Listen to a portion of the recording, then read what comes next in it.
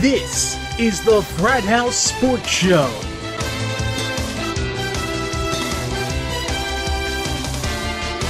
And now, for this week's completely different and often humorous take on everything sports, here are Frat House Mike, Uncle Mark, and Sidekick. Yeah, tick-tock. The gang's coming to you here from the Frat House where we, it just feels like we're doing nothing but, counting down the days, even the hours, to the NFL football season. We got Uncle Mark right here. He's counting down. We got Sidekick via Skype. He's counting down. You counting? I'm counting. You're counting. Consider this one for a moment. 3 weeks this evening, 21 days tonight, right now, we've got the opening of the NFL football season with the Green Bay Packers visiting. I believe they're visiting Seattle on that particular evening. One game only. 3 weeks from tonight, it all gets going for real. But right now, it's still preseason, and you can tell because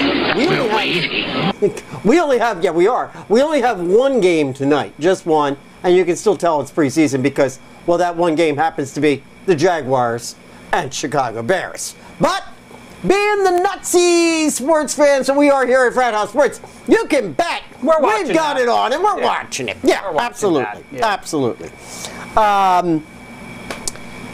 Just a few weeks ago, we're sitting here, and I'm coming on and I'm going, dear God, we have nothing to talk about. I don't know where we're going to go. I was joking even last week.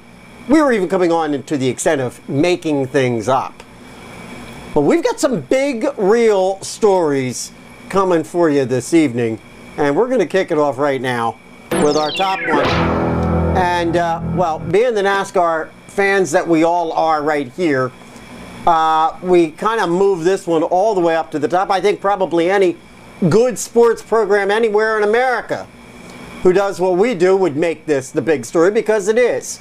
And that was all the news breaking late Saturday night and continued on into the wee hours of Sunday morning. Twitter ran amok. I know this for a fact because I was sitting there monitoring it until 3 a.m.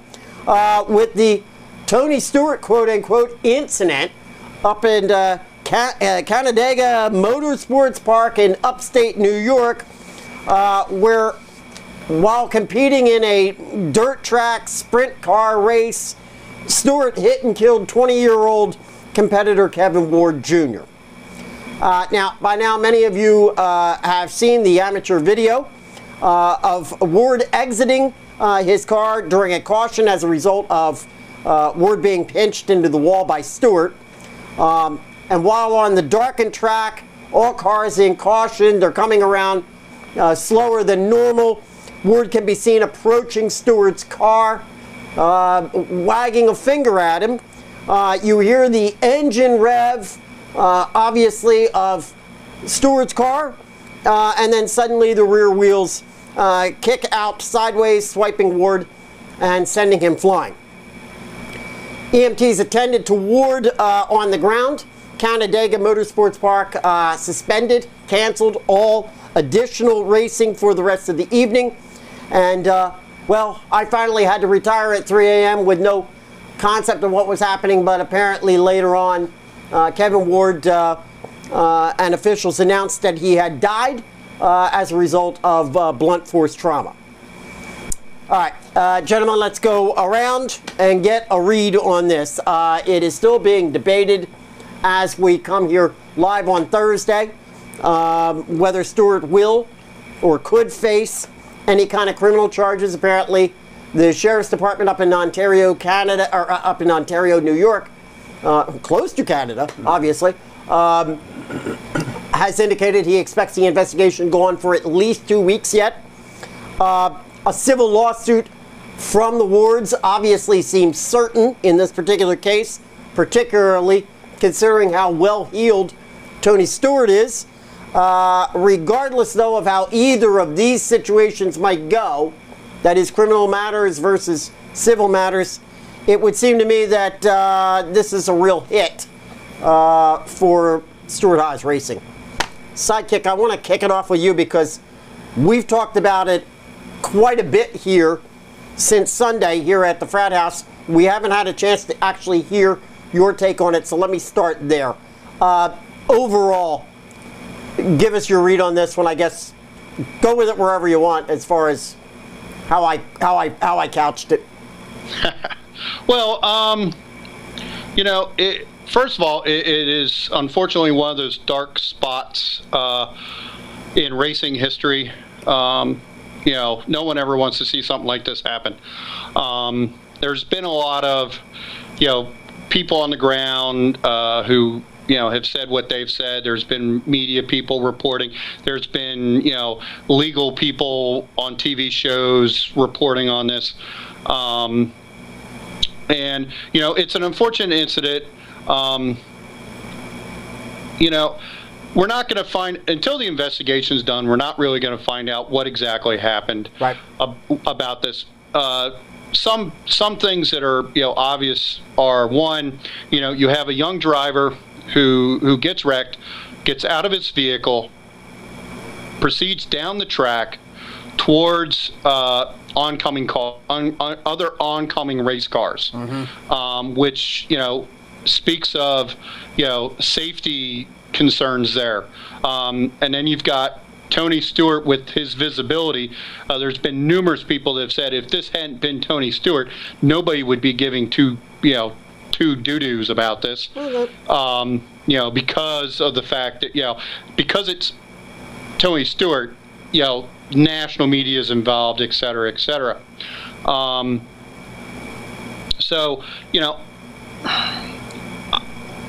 I personally think this is just an unfortunate racing incident. You have, dirt track with cars with, one, maybe two gears, where you have to rev engines to steer. You're on a dirt track where you don't necessarily have the ability to turn sharply like you see on NASCAR tracks. Right. You've got people that are blaming NASCAR, saying NASCAR needs to get involved, and this is not a NASCAR incident. No. This was on a local track. Yes, it involved a NASCAR driver, but I don't think that NASCAR needs to get involved in this per se, other than to monitor it and look at what the possible safety ramifications are, and do they need to adopt that in NASCAR? Because we've seen Tony Stewart's a perfect example where he's gotten out of his car, walked down the track, and thrown a helmet at a car. Thank you. It's a little bit different though on a concrete track where you've got steering ability. You can, at 50 miles an hour, you can turn a NASCAR on a concrete or a paved track. You're talking about cars that are going 40 to 50 miles an hour that have to keep going at that speed because they've got one or two gears. They can't shift. And if they stall, you have to bump them. You have to push them to get them restarted again. You just can't turn a switch in a car. Right. So you're on a dirt track that you can't necessarily, you can't really steer a car, turn it. So, there's definitely some serious safety things that we need to look at here. And unfortunately, we don't know all the facts. We don't know if Tony's view was obstructed. The father has come out and said that, hey, Tony was the only one that got nearer to his son. One of the slides you have that you have in our slide deck here for our presentation shows another car that's not Tony Stewart that is close to Kevin Ward Jr. So, at the same time as you have the media sitting here pumping, their own opinion on the American public, then you've got the words that are coming out. You've got an aunt who's sitting there posting on Facebook about, Tony Stewart being a dick. You've got the father coming out and who did not see the accident. He was not. He, in his own statement, he was not. He was actually back in the pits and did not see it. Right. Okay. But yet he's speaking like he was there. Right. And he's got some choice words to say for Tony. And about his behavior. And of course, everybody's going off on Tony Stewart's hot-headed temperament and the fact that he was in anger management. Okay. I think what people are not seeing here is, to take another man's life is a very serious leaves a very serious image on someone's mind. And I don't think that we're going to see Tony Stewart back this season. Like we didn't see him finish out last season with the broken leg. I very seriously think we're not going to see Tony Stewart the rest of the season. Mm-hmm. We potentially may not see Tony Stewart back in a race car due to this incident. You know, it takes a lot for a human being to willingly kill another human being. And I think people are taking this cavalier attitude that, you know, Tony Stewart wanted to bump them, dust them, or do whatever. They're not taking into account, you know, what kind of mindset that takes in a human being and the effect that the emotional toll that takes on somebody. And I think we're seeing that with Tony Stewart right now. Initially, it was, hey, you know, we've got a race to run, but as time went by, it started to sink in on Tony, and, you know, I don't think we're going to see Tony back this season.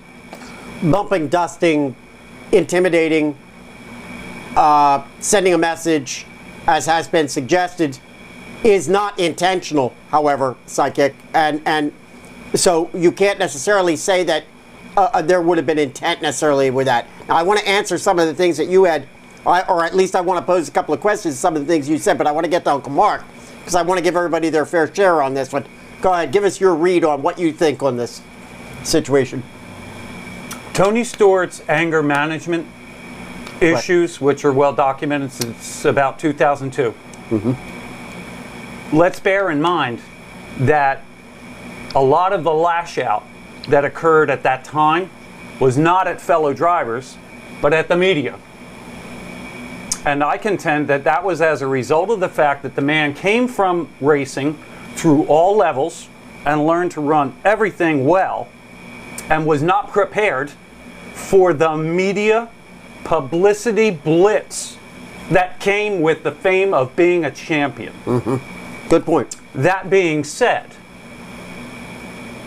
this incident, while being targeted as a potential road rage, and I'm not going to get into the mind of the man because I cannot. And out of, I guess, fairness, I won't do it on behalf of Ward. I'm not going to try and get in their mind. But once again, Tony Stewart is confronting the media in a mad, mad way. He has not had to for many years. He has actually quelled a lot of that. He has been quietly the owner, but he's been quietly helpful to charity. He's been quietly promotional of young drivers. I do not believe that the man wants to hurt the sport. On the other side, he is an owner at a NASCAR level. And while he had motivation to become an owner so that he could free himself from the Gibbs contract and thereby run at all racing levels, he has a responsibility, I believe, first and foremost to his team. And the greater tragedy for Tony Stewart, whether or not he races again, whether or not he is convicted of any crime, is that he may have torpedoed his own image to the very sponsors that promote the sport he loves. He may have to seclude for the balance of the year. I don't think he will necessarily quit racing altogether. But there might be reason for him now to really think again, as he did in 2002. What am I doing in handling the media? Because that's ultimately his biggest challenge. We've brought up a number of different things here. We've brought up the fact that, and these are obvious things that the media has also brought up in the past number of days, any media that you look out at. The previous histories of rashness on the part of Stewart, even with his own peers in NASCAR. The fact that, when he was with Gibbs exclusively, he was not allowed to drive anything else. The very things that many of us who are racing fans have sat back, and I made this comment here the other day, many of the things that we as racing fans have loved about Tony Stewart is the fact that, as you point out, Mark, he appreciates the sport. He loves the sport at all levels. We sit there and go, isn't that great? That's wonderful. This guy will go down to other levels. You know, he'll get in there, he'll muck it up, he'll run a dirt track. Isn't that so cool? Well, all right, I'm going to back up the bus for a moment. We see drivers like Harvick, Keselowski, Kyle Busch, you name it, all running nationwide. This guy's not running nationwide. He's out running dirt tracks with 20-year-olds. My question this, why? I've said it for years. Why is Tony Stewart out there doing this? And is this a smart move on his part? As you point out, Uncle Mark, an owner. Is this a responsible move as an owner entrusted with not, a couple of millions of dollars, but probably tens of millions of dollars to field 4 cars a year? All those people that are depending upon him, the crews, all of the numbers of people that are counting on Stewart Haas Racing. Is this a responsible move? Seriously. And that's where I come down on it. I looked at it the other night and I said to myself, here we go. While we have all appreciated what Tony Stewart, we love that machismo. God, we sit back and we look at it and we go, oh, I'd love to do that. Is it really smart? If this were a football player, if this were an owner of a team, Christ, we were talking about Irsay last week, we would sit back and we would go, you irresponsible idiot. We're not doing that right now. We're looking back, we're going, boy, I hope it all works out. Geez, I hope this, I hope it's not the end of his career.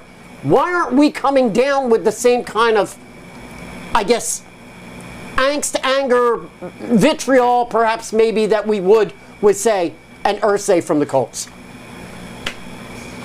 Anybody? Well, the situations are completely different. No, I don't know if they are. Okay, wait a minute. You can get into the specifics. I'm not talking specifics. I'm talking about the whole concept of responsibility an owner has to their people and their team. Is it responsible for Tony Stewart? This isn't Kurt Busch, one of his employees that's out there doing this. This isn't Kevin Harvick that's out there. This is Tony Stewart. Nobody's going to tell the boss what he can do. No, but there are several other drivers that do race dirt tracks and do other things like that. I mean, you look at Eldora. You have that charity race that's run. You've got Casey Kane. You've got other drivers where they run charity dirt track events. Tony Stewart's doing it far more often than just once a year at a charity thing that perhaps maybe Casey Kane might be doing. Come on. Well, sure. You know this. But Tony Stewart's being an ambassador for the sport of racing. He's going down to the grassroots level, and he's trying to get people interested and bring people out to the track, while he's also satisfying his urge to race. And I understand what you're saying, and for God's sake, I mean, I'm sure Canandaigua and all those other little tracks out there all across the heartland of this country appreciate when Tony Stewart shows up. I'm sure they do. But NASCAR isn't the one sitting there going, hey, we'd like to have a handful of you guys go out and show up in these little things. In fact, Joe Gibbs said to him, no, you're not allowed to do that. Well, that's a team owner. That's Joe Gibbs as a team owner saying, hey, I don't want the guy I'm paying all this money to out there potentially risking getting himself hurt. NASCAR, though, I bet you, wants him to go out there, wants Tony Stewart out there at those local tracks, drumming up, because that's where the Joey Logano's come from. That's where the Reed Sorens, that's where these kids come from. That come up, like Pee Wee League and, T-ball and stuff like that. So sure, they want to see, NASCAR, I'm sure, at a top level, wants to see Tony Stewart at a dirt track. Whereas an Irsay, what do you want to see an Irsay do? Other than shut up and own a team. I'm just going to the general concept of responsibility. What responsibility is it? In other words, I'm saying I don't think that responsibility that Tony Stewart has is any less than the responsibility Jeremy Irsay has to his team, and to make sure that his team is always presented in the best light. Go ahead, Uncle Mark. Well, there's not going to be probably any good absolution to this affair. However, the conclusion is going to come down to monetary. So, my concern right now, again, going back to not state of mind, but the image of Tony Stewart right now is going to be embattled financially on a number of fronts. Least of which, and more obviously, we would concede is going to be some kind of civil lawsuit for, inappropriate death. Yes. But more likely is that the man, once again, has to walk a tightrope of appropriate media, information, and contact while maintaining his position, unless he divests, as president or chief of Stewart Haas Racing and all of those sponsors with which he must mingle. And we've said it before, the police system of NASCAR is sponsorship. Right. And when you have, you get. And when you don't, you lose. And this is a very, very, very difficult position he finds himself in. I feel very badly. Yeah. I'm not going to lie. Yeah, so do I. I feel very badly for where the man is. And at the same time, ironically, as Sidekick mentioned, this wasn't a NASCAR sanctioned event. No. However, the shadow of this tiny little track has completely cast across a NASCAR environment. And real quick, before we get off the topic, because we do have to move on, but before we get off the topic, the two of you right here, report came out this evening, we find out Tony Stewart, talking about NASCAR, will not run MIS on Sunday. That actually came as a bit of a surprise to me. I frankly thought that he would run this week. I didn't think he should run last Sunday at Watkins Glen. But this one comes as a little bit of a surprise to me. Sidekick, surprise, not a surprise? What do you think? I'm not surprised. Like I said, I don't think we're going to see Tony Stewart back in a Sprint Cup car for the rest of this season. But possibly that. Do you think that that's just simply public relations to take the heat off?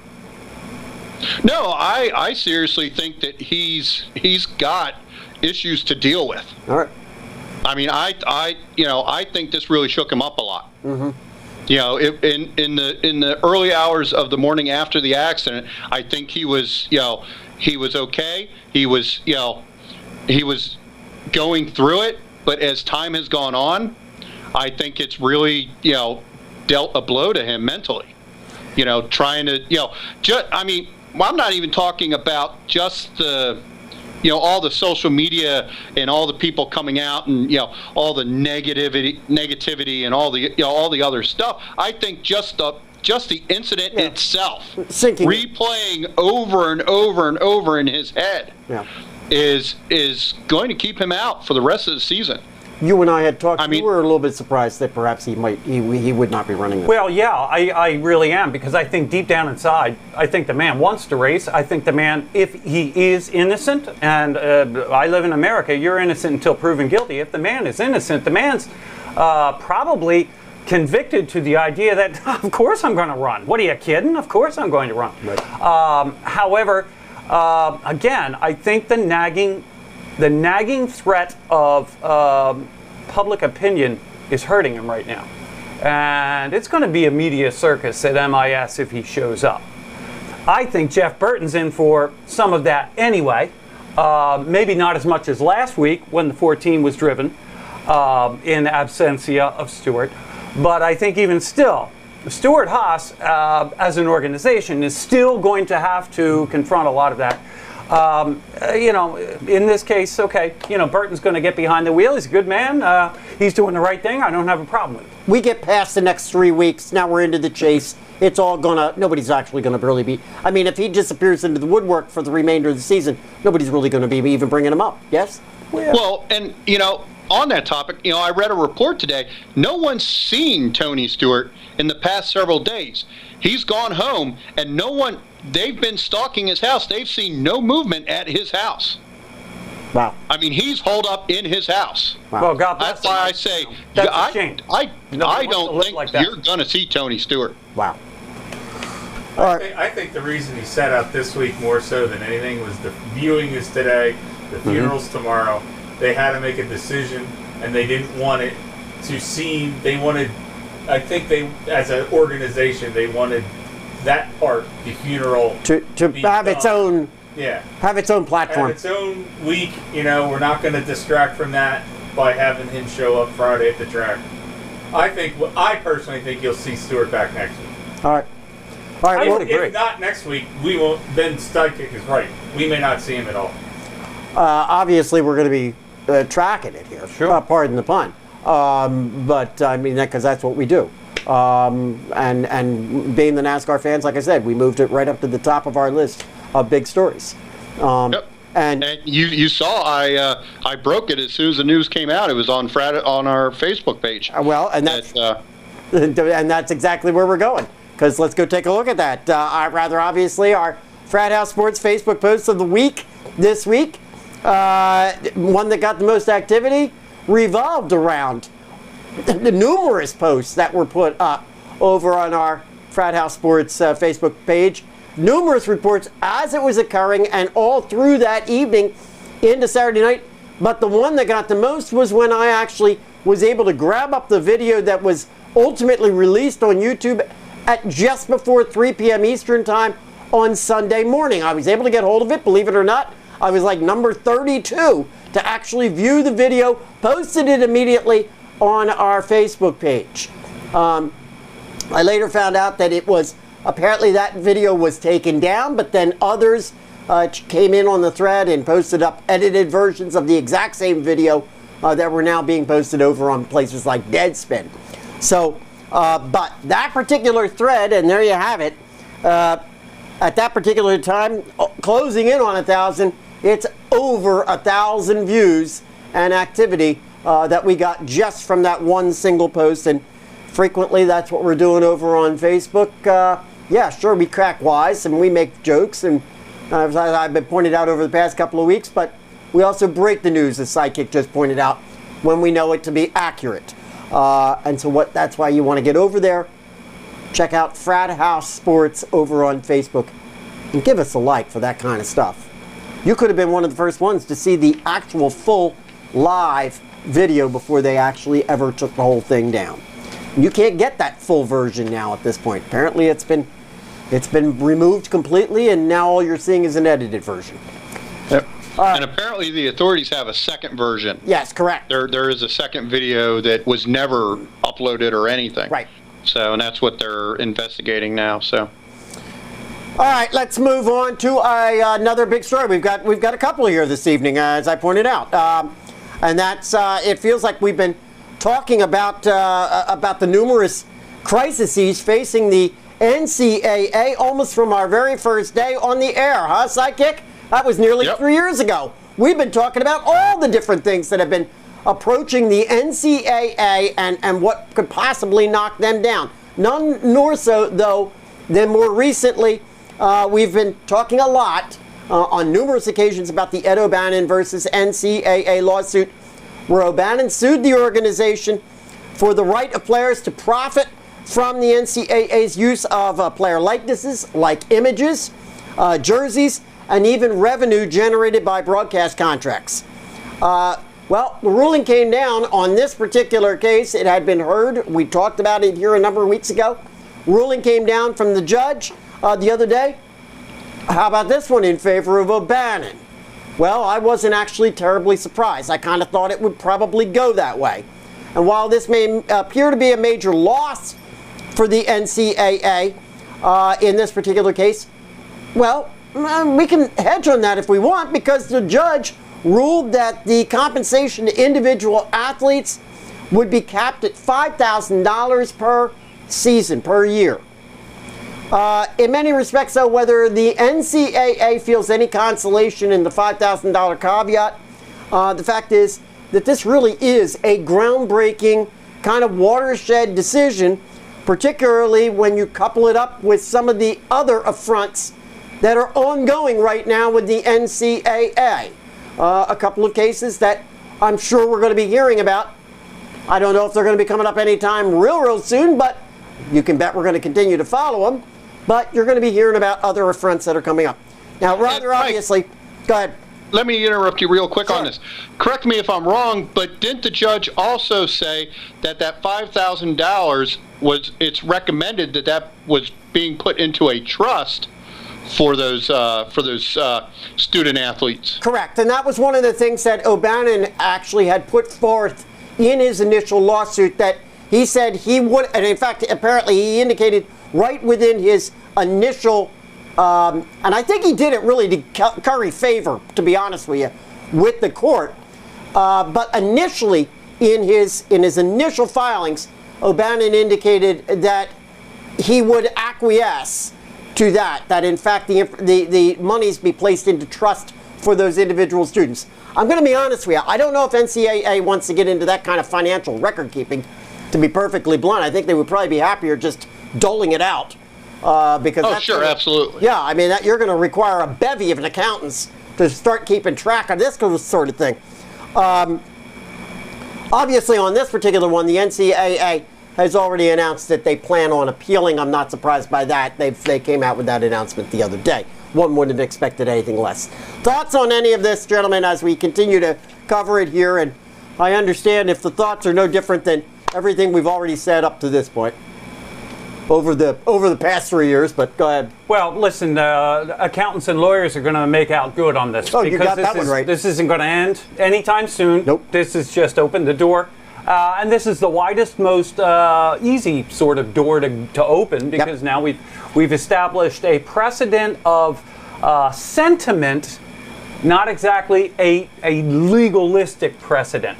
Not exactly, but we're talking about a federal judge here, so you can imagine there's some persuasion involved.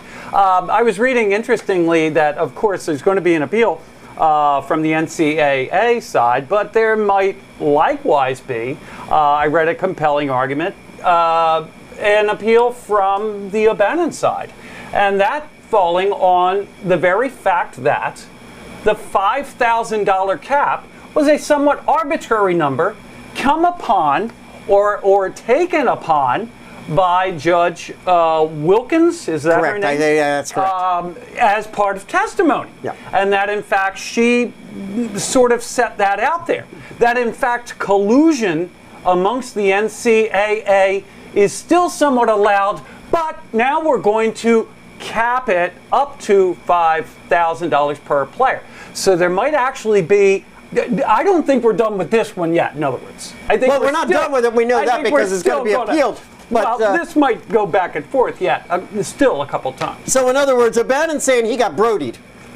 Because it was Anita Brody that came down, and this sounds very similar to the concussion lawsuit, right? Where it was Brody that came down and said, "Oh, hold on one moment. I don't think the NFL has issued enough money here. Yeah, I don't think we've given enough money away yet."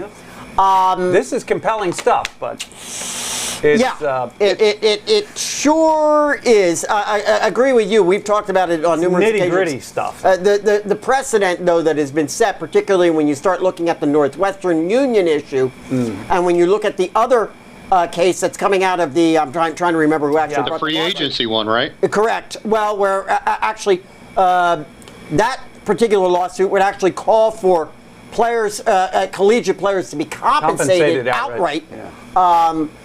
We now do have kind of a precedent that could be utilized here. Thoughts? Anything on this one, Sidekick, or are we just? Well, this kind of comes down on where and we've talked about this for years, where you and I differ on college sports. Yes. You're very high on college sports and the purity of the game and that, and I've always said, well, I can't stand college sports, and the reason I don't like college sports is because you have this huge money-making charitable organization called the NCAA, who's making all this money hand over fist on TV deals and everything else, and they're not sharing it with the students. These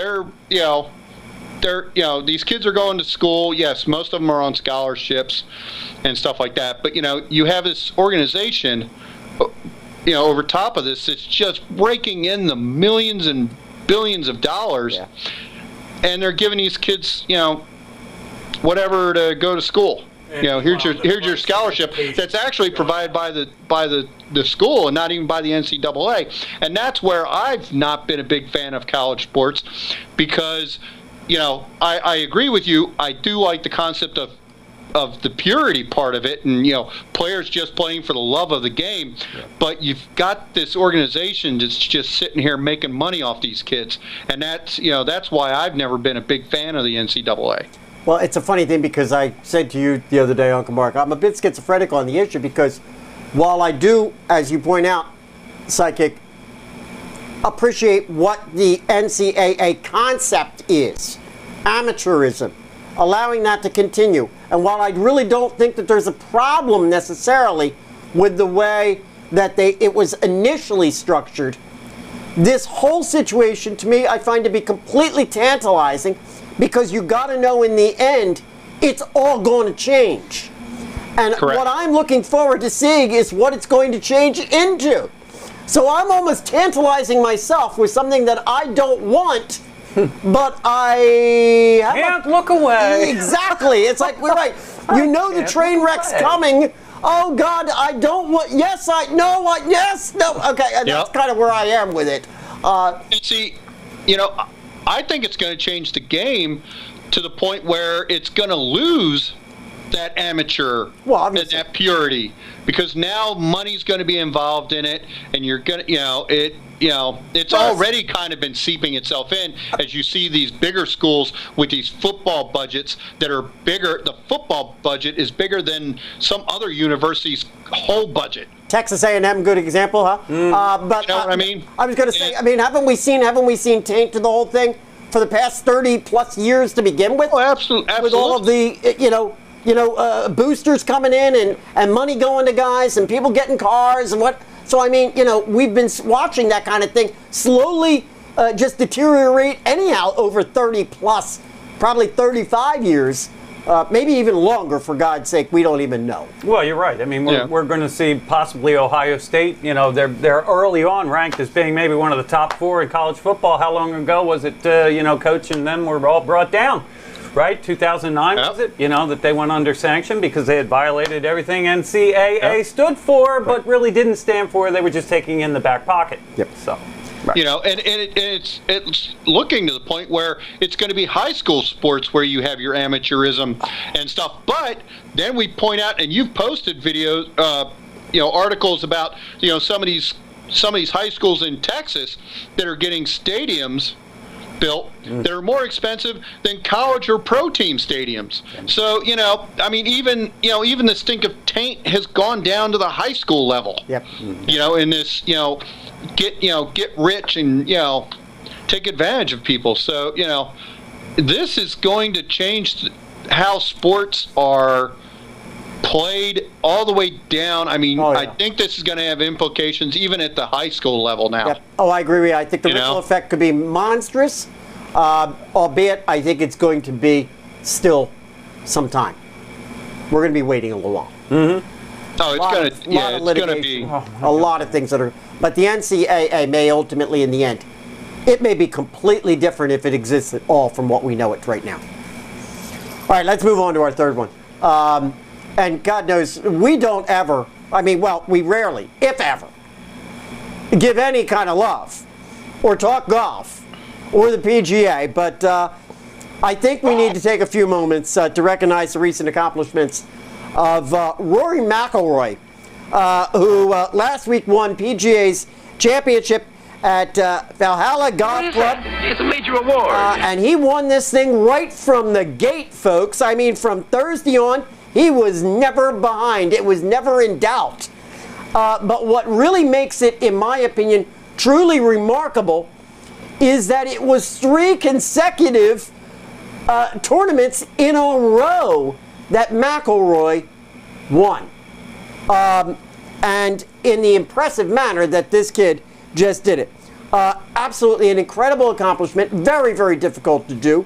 You talk about winning 2 Super Bowls in a row. Winning 2 golf tournaments in a row, let alone 3, is absolutely unheard of.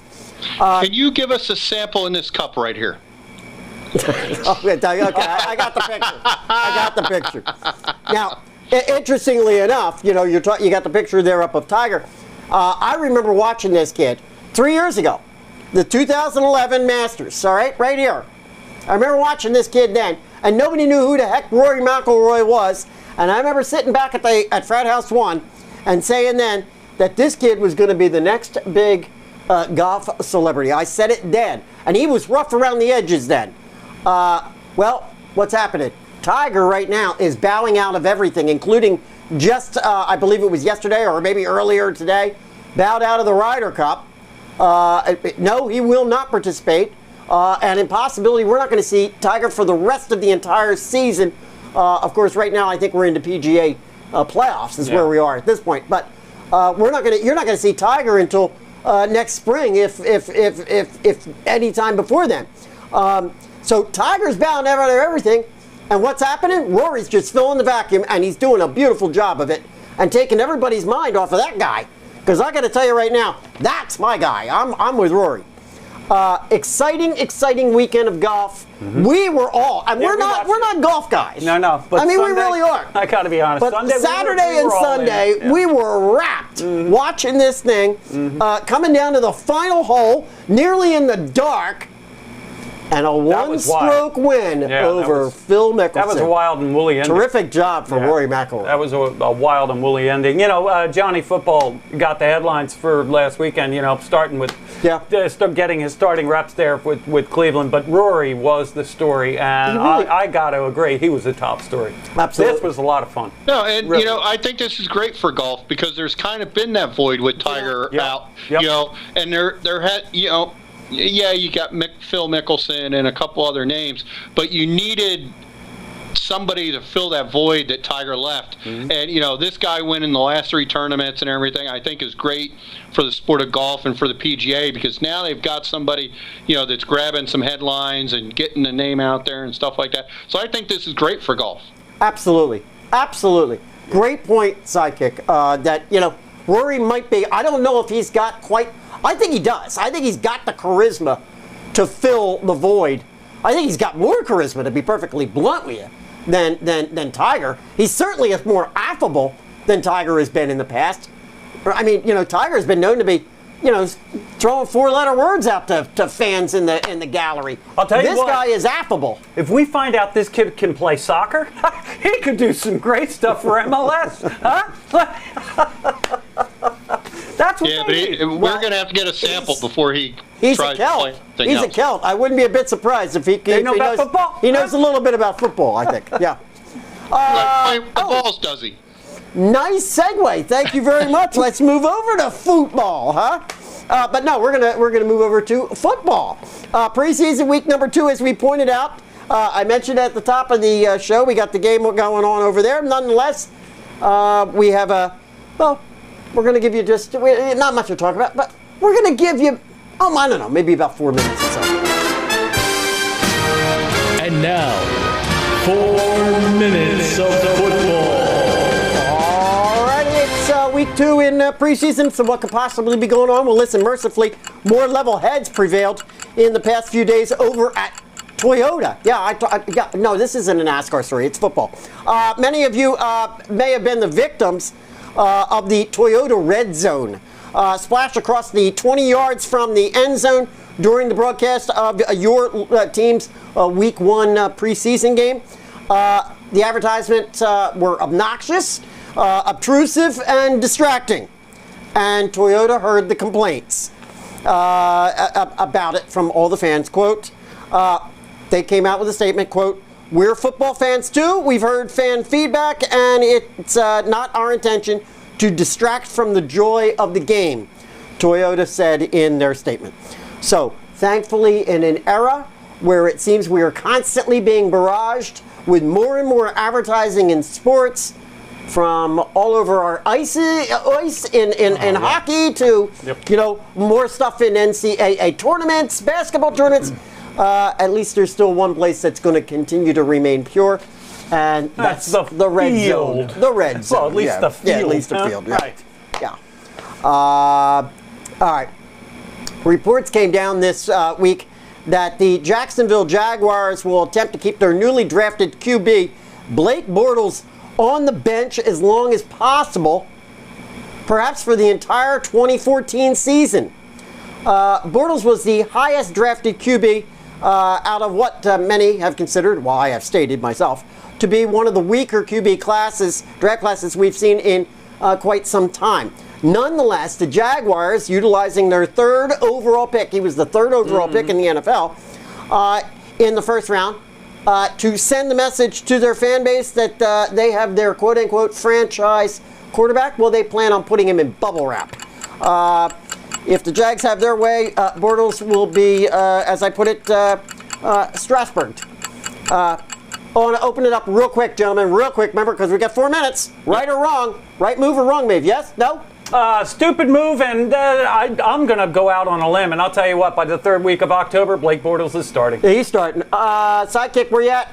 I love this move by the Jaguars. I suspect that you'll see him before the end of the season, but I love that they're not going to throw this rookie right out there week one and say, hey, dude, this is your team, like they did to like a Bradford or somebody like that. They're giving this kid a chance to get used to the NFL, get used to the playbook, get used to working with these guys, build up a little confidence, and then they're going to put him out there and let him play. I love this move by the Jags. Interesting. I'll tell you what. I want to hear from Jacksonville fans. How do you feel? Get over to our Facebook page. Just a side. Go ahead. Chad Henne's handing it to the Bears 13-0 in the first quarter. Okay, so Jacksonville. right. Okay. I want to hear from Jacksonville fans. Get over to our Facebook page, Frat House Sports. Give us a like. Give us a comment over there. I want to know how you feel. What would happen? How would you feel if Blake Bortles sat on the bench the whole season? All right. All right, let's one more now. There have been ample reports from Major League Baseball's Oakland Athletics about the deplorable conditions at the Oakland County Coliseum. And one more time in the history of the NFL, one more time now, word is that the Oakland Raiders may be short for the city of Oakland for much longer as well. In fact, may be done come this season. Raiders owner Mark Davis is secure at the location, the Oakland County Coliseum, for the 2014 season, but has yet to request an extension past this year. And apparently Davis has the approval of the NFL to explore other options for moving the team to another city. While the usual suspect locations like Los Angeles have been mentioned and endorsed by people like Magic Johnson, who's part owner of the LA Dodgers, the most obviously intriguing option has been San Antonio. Obviously, both the Texans and the Cowboys are not enamored with that possibility, but I brought it up pre-show. I don't understand.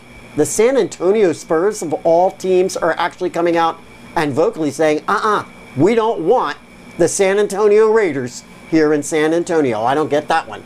Any ideas, guys? Jerry Jones has come out and he's been, hanging out with Mark Davis and has been trying to facilitate a move to LA and trying to say how, he likes that kind of deal and has been trying to get himself involved in the talks. Now, obviously, he may not want another football team in Texas or San Antonio with its proximity to Dallas, drawing away from his fan base, but he's at least working with the guy saying, hey, LA, let's try to get something going here. Well, it doesn't surprise me. I mean, the NFL, Roger Goodell has said LA would be prime anyhow. He's okay with it, but... Can we see that slide of the other guy there? Oh, yeah, this guy here. that guy? You know what he's saying. I'm just wondering whether he's going to follow him. Well, yeah. London calling, baby. London calling. Absolutely. Not the Jaguars. It's not going to be the Jaguars. It's going to be Oakland. We're going to your London Raiders. Boy, talk about the time difference there for the old Oakland Raiders fans. Maybe one thing if it were Jacksonville, but then you got to throw 3 more hours. Major you got to throw 3 more hours on it. I just mentioned the Oakland A's. The best team in baseball, and the LA Dodgers, the NL West Division leaders. And that kind of reminded me, we got to do our MLB segment, our Major League Baseball segment for this week, brought to you by our good friends, Jim and Carl over at CLW83.com. All right, new programming over there. I see they're putting up a lot of new posts, so you got to get over and check them out for us, please. CLW83. Also, get over and give a like to Jim's Facebook page. Touch them all. Touch them all. All right? Give them a like on their Facebook page. We got the baseball. Not a heck of a lot to talk about. We'll be taking a look at the standings, but we got some screwy stories. It's time again for Frat House Mike's Screwball Stories. Write that check. Write that check. Yeah, man. Many Rita's of you. coupon in the mail. There you go. Right, Another one. Another Blizzard's one. coming your way. It's a brand new one. It's a brand new one. Has that got a new expiration date? Many of you might recall that one of the best screwy stories ever aired here actually came from Sidekick last June when he brought us the news. When he brought us the news that the news at the time that an upcoming Oakland A's fan giveaway promotion was going to be a Coco Crisp Chia Pet. That was in June of 2013. That was last year in June. He had beautiful hair. Well, he did. All right, we're going to talk about that. All you fans that may have gotten one of those Chia Pets last season, and you might still actually have it alive and it's thriving, well, you must have been devastated when Chris came out on the field this past week sporting a new do. Now, there you go. Isn't that lovely? Yeah. Now, don't they call that a bob? That haircut? You gotta get the razor out, you gotta go. Oh no! Yo, that's a bob. Oh my goodness! I don't know if listen. I'll finish the story. It's obviously disappointing. It's an obviously disappointing haircut. Not to mention, it's just a bad look. But here's the deal, and this is where I'm coming from. I think it actually gives the A's a wonderful opportunity to go back to the development board, come up with a new Chia Pet giveaway that they should be working on, that they could give away through the A's postseason, because God knows they're going to be there. Now you can have a whole new concept for a brand new Chia Pet. Things coming down out here and then on. Yeah, they need to work on that. There's too much going on there. Like Bob.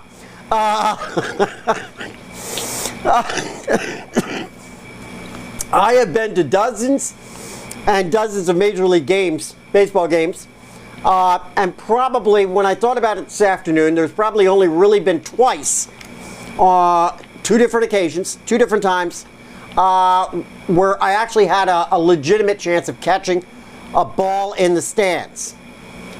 Houston Astros fan Tim Pinkard attended his first game at Minute Maid Park on Tuesday evening, just 2 nights ago. Now, in the 3rd inning, designated hitter Chris Carter hit his 27th home run of the season off of Twins pitcher Johan Pino. Pinkard caught the ball. Quote, "I caught it off the Lexus sign above. It landed right in my hands," Pinkard said. But then Carter came out up against Pino again in the 5th inning. This time, boom, his 28th and a 3-run homer, which ended up in the hands of Tim Pinkard. Quote, "I'm sitting in the right spot tonight. The second one was a line drive, more right at me, so pretty exciting. I'll probably give them to my kids. This is great. This is a great park. Obviously, I love the park now." Yeah, man. So same hitter. Yes. And the same fan. Same hitter, same fan. Pretty awesome. Yeah, it's pretty awesome. That's what I said. I don't know if it's ever. What are the odds? I don't know if it's ever happened. Seriously. Balls in hand. Thank you there, Sidekick. Another drink. Now, talking about drink. This story made it into the lineup just for you, Sidekick. You had an awful lot to do with tonight's Screwy Stories.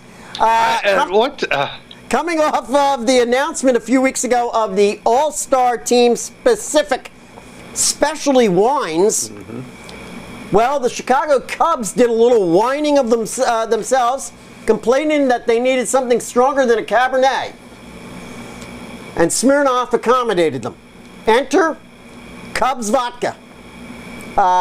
With all the flavored and specialty vodkas. Well, I don't know about you guys, but I need a drink. With all the flavored and specialty vodkas out on the market, and all that have actually come marching through our door here at the Frat House, including bacon flavored. The word on the street is this one just tastes bad.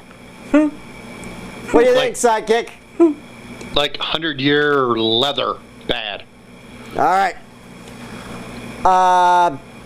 Let's take a quick look at the AL and NL standings. Hey, take a look at this one. Over in the American League, the Baltimore Orioles are really pulling out in front this week. Now 7.5 games in front of the Toronto Blue Jays in the East. And how about in the Central? Look here, huh? Yeah, those are my KC Royals, a half game in front of the spiraling Tigers. They have just been losing Well, recently. I'm psychic, you know. And as I pointed out... it cracks me up, man, about Mike here. This guy, Philly born and bred, Philly sports fan. American And this League. guy doesn't, American roots League. for every other city's team. And listen, He's I'm an Royals have been Orioles one of fan. those underdog Oh, no, wait, teams I'm for a years. Royals fan. Underdog He's team. probably an A's fan. Underdog team, I'm rooting for them. Plus the Phils suck. Well, they do. All Philly teams suck. Get out of here. Get out of here. Get out of here. Pointing out the best team in baseball right now over in the American League. The A's are still 2 games in front of the Angels. How about the National League? Washington Nationals still holding the East, 5.5 games in front of the Braves. Brewers are now just 2.5 games in front of the Cardinals. And the Dodgers are now 5.5 games in front of the Giants. All right. And there is our baseball report for this week, thanks to CLW83.com. CLW83.com. Thanks, guys, for sponsoring our baseball segment. All right. And next week on the show, Mike will be sporting his Washington Nationals jersey. Before I let me say what I get any hate from Philly sports fans. I say they suck because I'm trying to. They legitimately are bad. I wish they were better. Trust me. I'd love to be able to root for Philly sports teams. But, unfortunately, yeah. There you go. All right, listen, we opened up the show with some really rather heavy NASCAR chat. But now with just 4 races remaining in the regular season, and loads of drivers, as you're going to see in a couple of moments, sitting on the bubble for chase eligibility, we got to get to our weekly NASCAR analysis and chat. That is, as what's taking place on the racetrack, not what's taking place off the racetrack. And, that race report brought to you by, as always, our good friends down in Maryland at Herb FM Sports Radio. And you can find them and all of their programming every single day. They got programming going on over there. Live stuff even at herbfm.com. Herbfm.com. Get over there and check them out. We were 3 hours the other night on a marathon on, I believe it was Tuesday evening. Started at 7 o'clock, I believe it was. Excuse me. And went until 10 p.m. Eastern time. All right, but let's get over to NASCAR. Now, this past weekend was dominated by road racing. We talked a little bit about it in last week's show. In our only trip to Watkins Glen International in upstate New York. And wow, what a finish we saw with A.J. Allmendinger and road course driver extraordinaire Marcus Ambrose. I mean, dueling it out in, I think it was the last 5 laps, because they were going, and then what? It went GWC, went green, white, checkered, I believe, and then they were going again in the It was incredible racing. Absolutely wonderful stuff. Stuff I haven't seen, I got to be honest with you, on a road course. That's why this ought to be a chase. I agree. Course. I agree. You're They not going should to incorporate this into the chase. You want playoffs? Oh, that absolutely. was a playoff race. Yeah. That was a playoff. I mean, you're not going to hear race. anybody here at the Frat House say that there shouldn't be a road that course. was 5 There stars. should be at least one. To me, that was the first 5-star race we've seen all year. Oh, it was awesome. In the end, Allmendinger, I really thought it was going to be Ambrose. Allmendinger got the checkered flag. And his very first Sprint Cup victory in 9 seasons and 213 races in a year where it couldn't mean more. Yeah, right. Seriously, Yep. because any other year he may have gotten it and he'd still be on the outside of the chase looking in. Guess what? By virtue of that one win, He's in the chase. And Ambrose is still seeking with only 4 races remaining. It's such a shame because who did you really want? I would have been happy. I wanted Ambrose. Right. I wanted Ambrose, but hey. I thought Allmendinger was the better story, though. Yeah. I was think really happy he won it. I gotta say.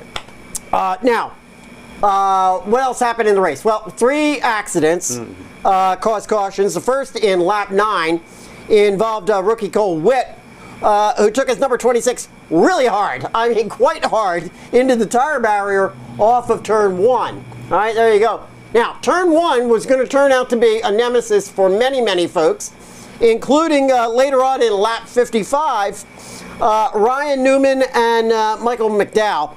Holy smokes, when the dust settled on this one, you could virtually make out that there were cars there at all. There was very little left of either one of them. Or the guardrail.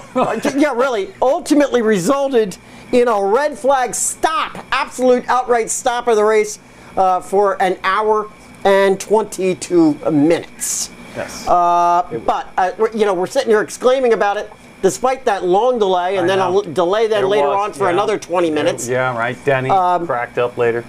Despite all of that, we're sitting here exclaiming about how good this race was. It was absolutely incredible. Right. All right, now we're going to bring you we're going to look at this a couple different ways this evening, because we'll start by taking a look at our traditional leaderboard, and there you go. And I'm bringing up that Allmendinger got on the board, that he's going to be in the chase, and you're going to see that in a moment. We generally only show the top 5, and for the longest time now, Jeff Gordon has been up there number 1 in points. Well, you can see that Dale actually took over. Junior took that spot over, as well as being at the top spot right now for the chase. Now, the next one actually shows you where we are with the chase grid. All right, now the ones the drivers you see right now in white are actually they're in. I mean, let's get it straight. That's the way it's going to go. These guys all have at least 1 win. All right, and you can see the number of wins that are being reflected there. And then our guys in yellow over here are the next criteria is points. So our 13 through 16 chase drivers that would get in 4 weeks from now, all on points. So you got Kansas, Newman, Kyle Larson, our rookie, and then Clint Boyer.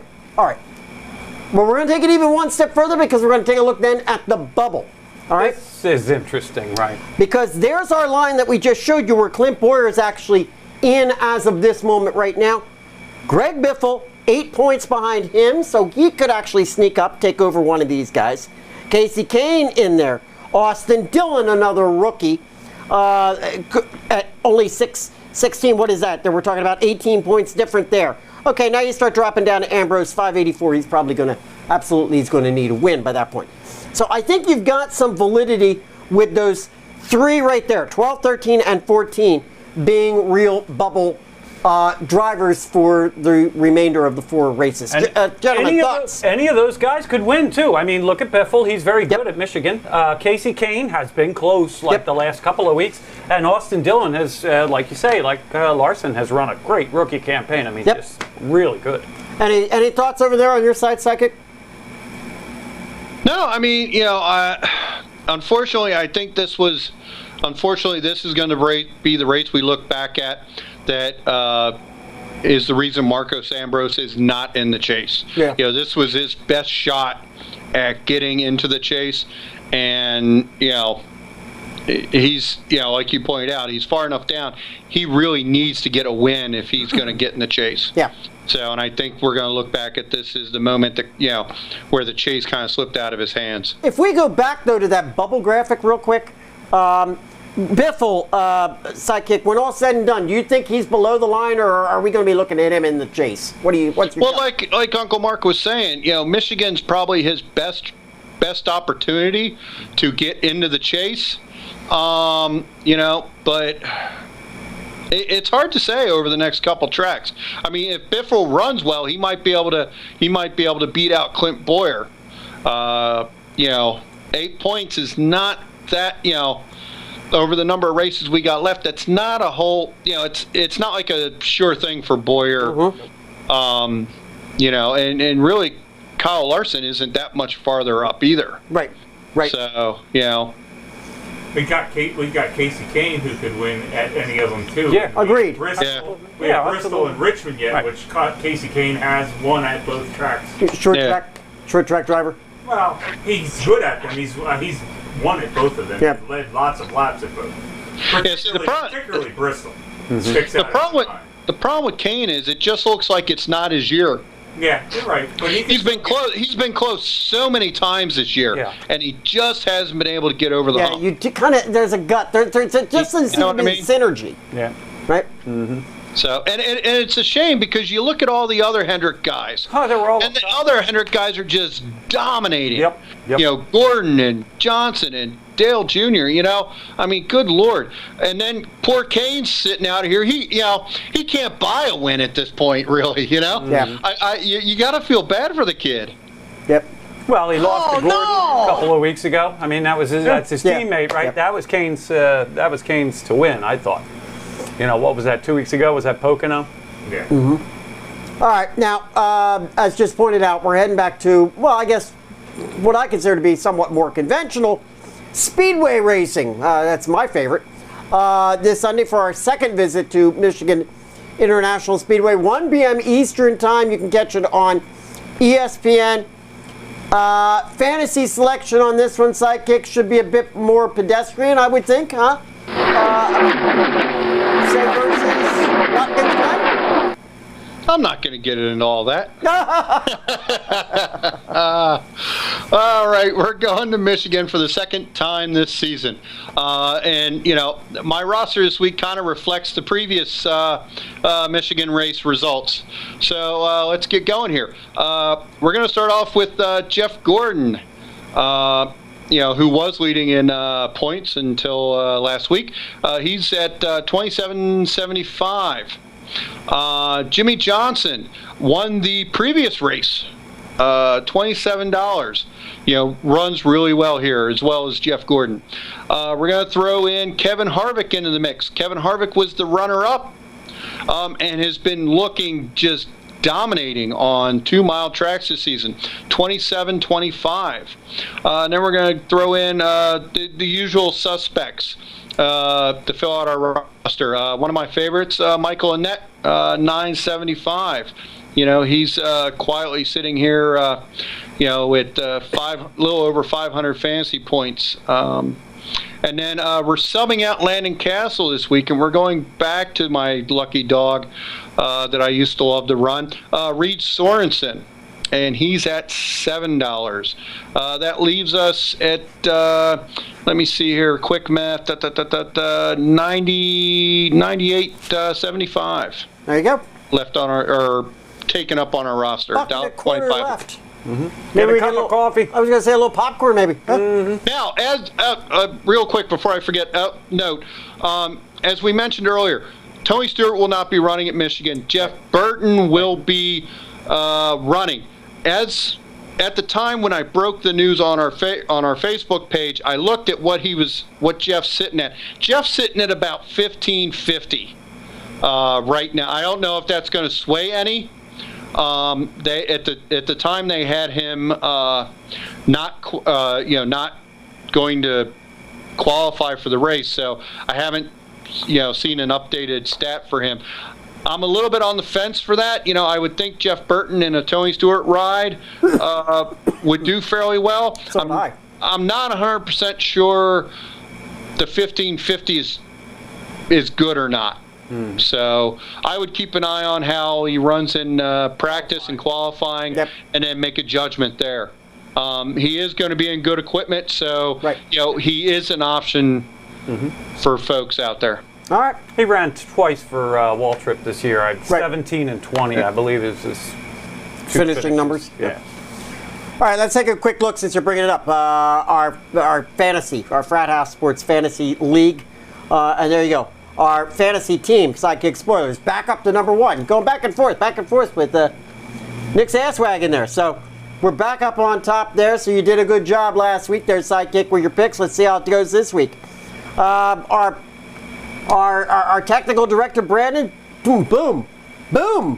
confetti up to third. You better believe it. And sidekick, you dropped down to seventh with your other regular team. Yeah, I've had two bad weeks. Watkins was tough. I took a hit. I took a couple of hits too. Yeah, I took a huge hit. So. Yep.